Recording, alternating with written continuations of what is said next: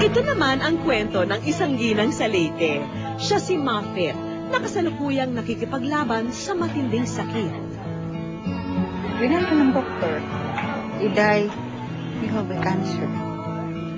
Yung po na realize ko, dalawang antis ko namatay, same, suso. Paralisado na siya ngayon matapos tuluyang kumalat ang kanser sa kanyang mga buto. Maaring buwan na lamang daw ang kanyang itatagal. Lord, bahala ka na sa akin.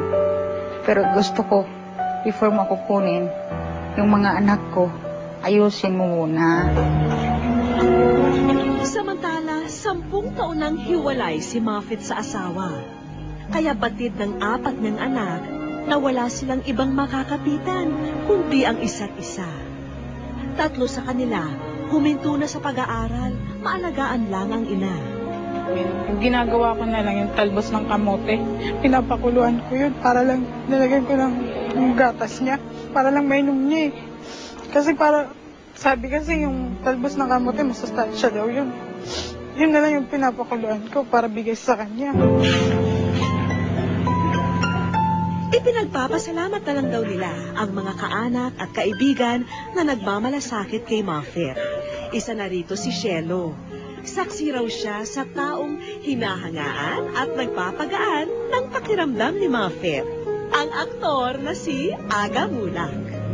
Grade 3, si Aga, bata pa rin. Kahit ako 40 years old na, fan pa rin ako ni Aga Mulak. Magkasing edad sina Muffet at Aga, kaya maituturing daw na ito ang kanyang teenage crush. Good. Pag may sine siya, manonood talaga ako. Hindi pa yun uso yung Betamax. Talagang pumipila ako sa sinihan. Minsan, nanonood ako ng sine thrice. Dito naisip ni Shelo na tanungin ang tanging wish ng kaibigan. Binibiro-biro lang namin siya that time. Nasabi ko, paano yan, Muffet? Kung sakasakali, isusulat ako sa wish ko lang. Ano gusto mong wish? Biglang na-mention niya si Aga. Sabi niya, kasi nga daw, crush na crush nga daw niya si Aga. Personal kong dinalaw ang nag-iisang leading man sa buhay ni Muffet, si Aga Mulak.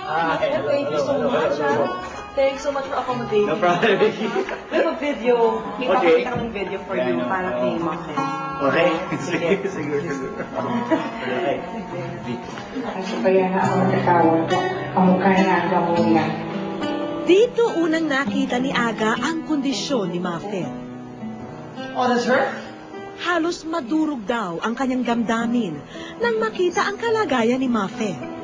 It's never too late. So whatever you can do, just be there and then just accept, pray, and accept that whatever happens is God's will. So there's really nothing to worry about.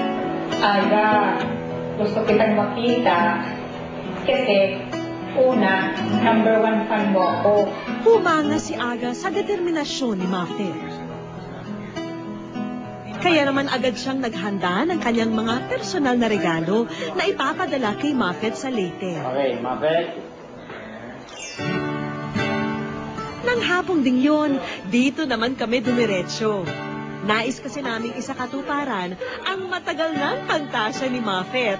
Ang maging leading lady man lang kahit sa larawan ng kinababaliwan niyang si Aga Mulak.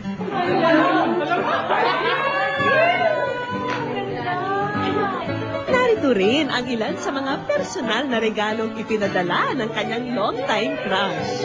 Kung pwede, tatabi ko pagtulog.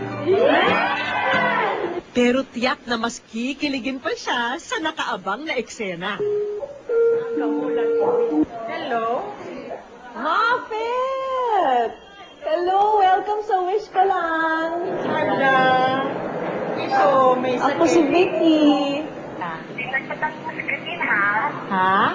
Tignan nyo lang ha, may surprise ako para sa inyo. Oo, sige. Ha? Okay. Tignan nyo lang ha, tignan Oo. ako konti, ha? Oo. Okay, dali lang ha. Oo.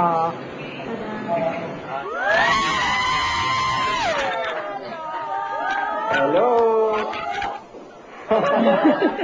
Hello, Aga. Hi, Muffet. Hello,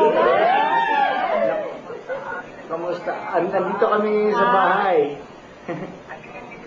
andito sila Vic sa bahay ko. Kasi yung asawa ko, kamukha mo.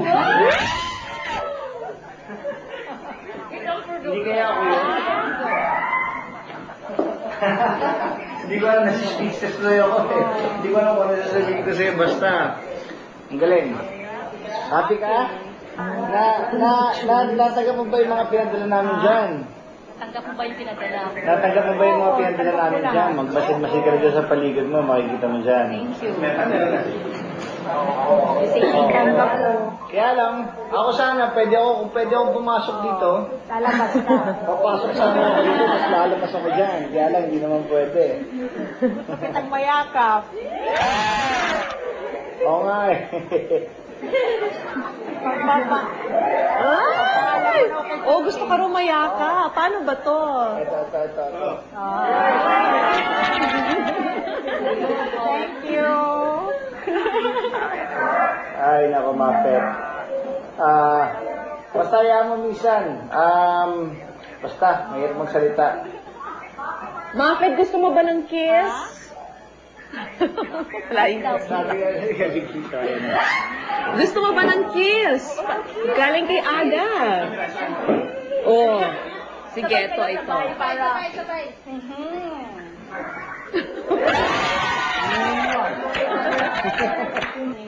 Yung kita nga yung... Hello, Ga. Hello. Napanood ko lahat ng sini mo. Oo nga eh. Oo nga, salamat naman. Salamat ha. Baget. Saka panunood mo pa itong huling ginagawa ko ngayon ha. Kailangan panunoodin mo to. Eh, may bagong movie. Okay, ginagawa ko with Regine. Ayan. Tapos, sana isang araw makapasya din ako dyan. Hayaan mo, pag nakahanap ako ng panahon talaga, bago magpasko, mapapasya lang kita dyan. Basta hindi ko na lang sasabihin sa'yo kung kailan. Basta darating na lang ako dyan. Dama ng bawat isa sa kwartong iyon ang labis na kaligayahan ni Muffet.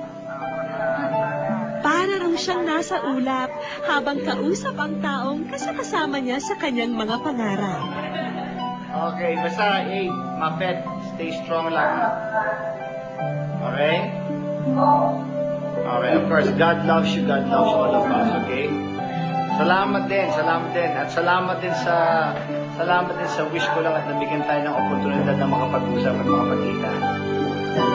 Bye-bye. Oh, I love you.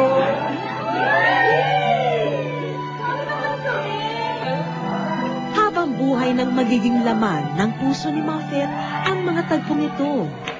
Dahil wala raw anumang gamot na mas bibisa pa sa mga sandaling napaligaya siya ng mga tunay niyang kaibigan at ng isang espesyal na taong gumamot sa kalungkutang nadarama niya, ang Doc Aga ng buhay niya.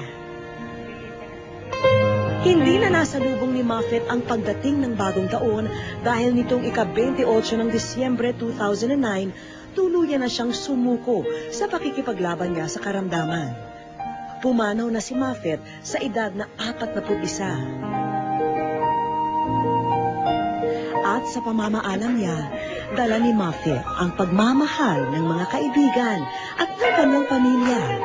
Lalo na ang mga alaala na kung saan siya napangiti at napasaya. Paalam sa'yo, Muffet.